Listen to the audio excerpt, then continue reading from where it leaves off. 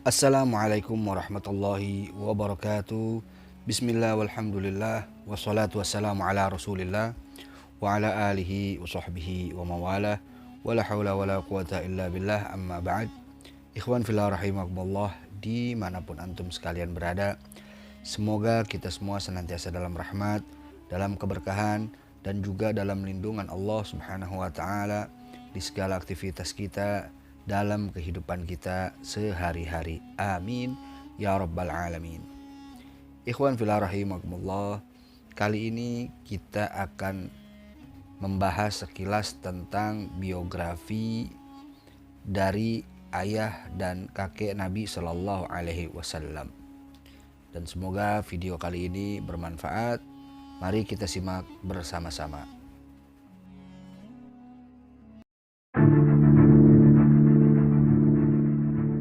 Sebagaimana yang kita ketahui, Abdul Muthalib merupakan putra Hashim dari pernikahannya dengan Salma binti Amr, seorang wanita dari Bani Adi bin Najjar di Madinah.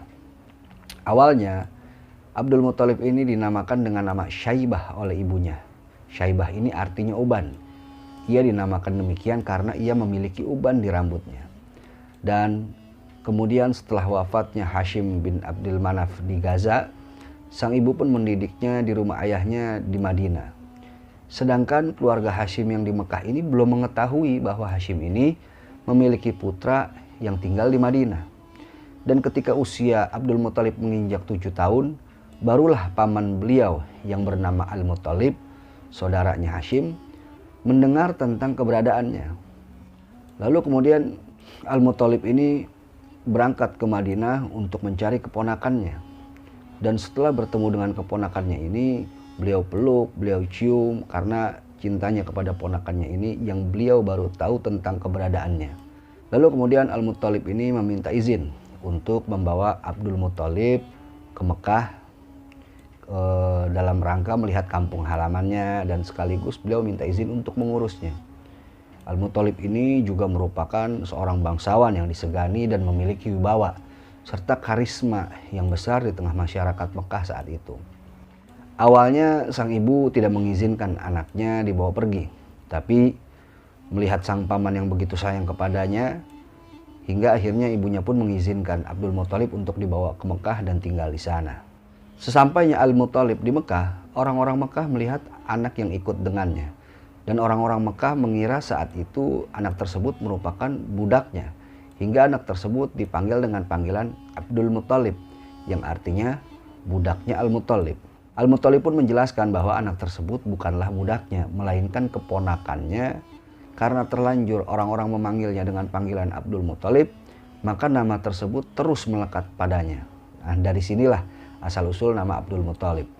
Kemudian Al-Muthalib wafat di sebuah kawasan di wilayah Yaman beberapa waktu setelahnya. Dan setelah beliau wafat, Al-Muthalib ini memberikan wewenang dan kekuasaannya terkait siqayah dan rifadoh kepada Abdul Muthalib. Lalu Abdul Muthalib pun menjalankan tugas dan wewenangnya sebagaimana ayahnya dan pamannya dulu. Ada kisah-kisah yang menarik terkait Abdul Muthalib ini. Di antaranya kisah yang berkaitan dengan sumur Zam-Zam. Diceritakan bahwa sumur Zam-Zam itu pernah disembunyikan dengan cara dikubur oleh suku Zurhum, salah satu suku yang pernah menguasai Mekah. Hingga akhirnya sumur Zam-Zam ini tidak diketahui lokasi keberadaannya. Hingga satu ketika saat itu Mekah sedang mengalami kekeringan. Abdul Muthalib merasa prihatin dengan keadaan ini. Hingga akhirnya di suatu malam ia bermimpi. Dan di dalam mimpinya itu ia diberitahukan tentang lokasi keberadaan sumur Zam-Zam. Dan ia juga diperintahkan untuk menggali sumur Zam-Zam tersebut. Dan tidak menunggu lama ia pun segera melaksanakan apa yang dilihatnya dalam mimpinya. Ia bergegas mencari lokasi keberadaan sumur Zam-Zam sebagaimana yang ia lihat pada mimpinya. Dan setelah itu ketika ia sampai di lokasi yang dituju, ia pun menggalinya. Dan betul saja sumur Zam-Zam kembali ditemui oleh Abdul Muthalib setelah lama hilang karena dikubur oleh suku Jurhum. Dan kejadian itu pun membuat masyarakat Mekah semakin menghormati Abdul Muthalib. Kemudian kisah yang kedua, yakni kisah Abdul Muthalib yang berkaitan dengan pasukan gajah Raja Abraha dari Yaman yang ingin menyerang Mekah dan ingin menghancurkan Ka'bah. Diceritakan bahwa Raja Abraha yang merupakan penguasa Yaman dan beragama Nasrani itu ingin membangun sebuah gereja yang megah di kota San'a. Tujuannya agar gereja tersebut dapat menandingi Ka'bah yang ada di kota Mekah dan mengalihkan perhatian orang-orang yang tadinya ke Ka'bah untuk datang ke gereja miliknya. Niatnya pun terdengar oleh salah seorang dari Bani Kinanah, salah satu suku yang juga berasal dari Mekah. Lalu orang tersebut secara diam-diam mengendap-endap di malam hari dan masuk ke dalam gereja. Lalu ia pun melumuri gereja tersebut dengan kotoran. Dan ketika Abraham mengetahui pelecehan ini, maka meledaklah amarahnya. Dan kemudian ia pun mempersiapkan pasukan besar yang berjumlah 60.000 personil dan juga pasukan gajahnya. Dia memilih gajah yang paling besar untuk jadi tunggangannya. Lalu pasukan itu kemudian berangkat menuju kota Mekah untuk menghancurkan Ka'bah. Nah, ketika mereka telah sampai di satu daerah yang bernama Mughamas yang tidak jauh dari kota Mekah, Abraha pun menginstruksikan pasukannya untuk beristirahat sejenak dan sekaligus mengecek pasukannya. Lalu kemudian ia pun mengutus utusan untuk menemui pemimpin Mekah yang kala itu dipegang oleh Abdul Muthalib untuk memberitahukan rencananya menghancurkan Ka'bah. Dan pasukan itu pun sempat merampas beberapa harta benda milik orang Quraisy, termasuk 200 onta milik Abdul Muthalib. Ketika mendengar hewan ternaknya dirampas oleh pasukan Abraha, lalu Abdul Muthalib pun segera menemui Abraha untuk meminta hewan ternaknya kembali. Dan ketika keduanya telah bertemu, terjadilah dialog antara Abraha dan Abdul Muthalib. Abdul Muthalib berkata kepada Abraha bahwa dia datang ke situ untuk meminta kembali hewan-hewan ternaknya yang dirampas oleh pasukan Abraha. Abraha pun heran lalu bertanya kepadanya, "Apakah kau hanya mengkhawatirkan hewan-hewan ternakmu, sedangkan kedatanganku ke sini untuk menghancurkan Ka'bah? Apakah kau juga tidak mengkhawatirkan keadaan Ka'bah?" Nah, Abdul Muthalib pun menjawab, hewan-hewan ternak itu miliknya. Karena itulah dia meminta kembali hewan ternaknya tersebut. Tetapi kalau Ka'bah itu merupakan milik Allah. Abdul Muthalib yakin bahwa Allah Subhanahu wa taala langsung yang akan menjaganya. Mendengar jawaban Abdul Muthalib ini, Abraha pun makin geram. Tetapi akhirnya ia pun mengembalikan hewan ternak milik Abdul Muthalib. Dan kemudian Abdul Muthalib memperingatkan kaumnya agar mengungsi dari Mekah supaya tidak terkena imbas dari penyerangan pasukan gajahnya Abraha. Lalu kemudian mereka pun mengungsi ke bukit-bukit yang ada di sekitar pinggiran Mekah. Abraha kembali melanjutkan perjalanannya untuk memasuki kota Mekah guna menghancurkan Ka'bah. Dan sesampainya di Wadi Mahsir yang terletak antara Musdalifah dan Mina, tiba-tiba pasukan gajah yang mereka tunggangi ini berhenti dan terduduk. Gajah-gajah ini tidak mau berdiri, tidak mau jalan. Jika diarahkan menuju Mekah, gajah-gajah ini berontak dan menolak. Tapi jika diarahkan sebaliknya, gajah-gajah itu pun menurut dan mau berjalan. Melihat itu pun Abraha geram dan terpaksa ia pun memberhentikan kembali pasukannya untuk sementara waktu guna mengurusi gajah-gajahnya tersebut. Dalam keadaan seperti itu, tiba-tiba ada segerombolan burung yang melempar mereka dengan batu yang terbuat dari tanah yang terbakar. Dan tidaklah lemparan batu tersebut mengenai pasukan Abraha, melainkan mereka akan menjadi hancur berkeping-keping dan binasa. Pasukan Abraha pun kocar-kacir dan tak karuan. Hingga akhirnya mereka pun binasa akibat batu-batu yang dilemparkan burung-burung tersebut. Tetapi Abraha sempat selamat dari kejadian itu dan kabur kembali menuju Yaman. Namun Allah Subhanahu wa taala mengirimkan kepadanya satu penyakit yang membuat sendi-sendi jari jemari tangannya terputus. Hingga akhirnya sebelum ia mencapai Yaman, ia pun tewas. Dan menurut para ahli sejarah, peristiwa itu terjadi 50 hari sebelum kelahiran Nabi Shallallahu Alaihi Wasallam. Dan tahun itu pun dinamakan dengan Tahun Gajah. Peristiwa itu membuat nama Abdul Muthalib kembali semakin harum di kaumnya.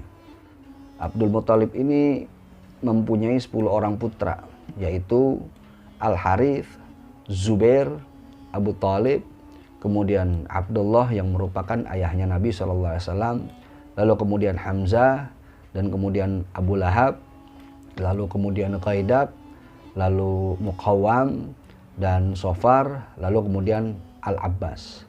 Nah, itulah sekilas tentang Abdul Muthalib, kakek dari Nabi Shallallahu Alaihi Wasallam. Dan sekarang kita akan menceritakan sekilas tentang Abdullah, yakni ayah daripada Nabi Shallallahu Alaihi Wasallam. Abdullah ini merupakan putra Abdul Muthalib dari pernikahan beliau dengan wanita yang bernama Fatimah binti Amr. Dan Abdullah ini anak Abdul Muthalib yang paling tampan. Dan beliau juga yang paling baik akhlaknya. Hingga beliau ini menjadi anak yang paling disayang oleh Abdul Muthalib.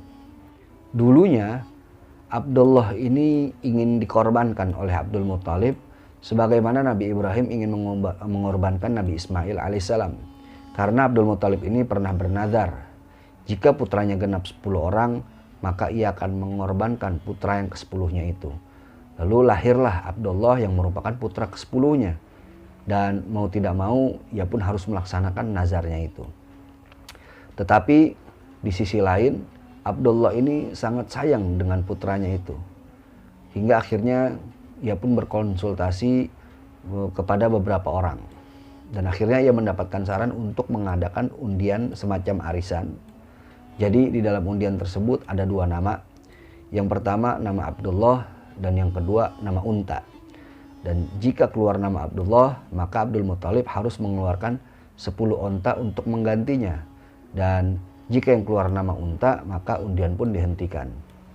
Nah, ketika undian itu dilaksanakan, nama Abdullah ini keluar hingga 10 kali.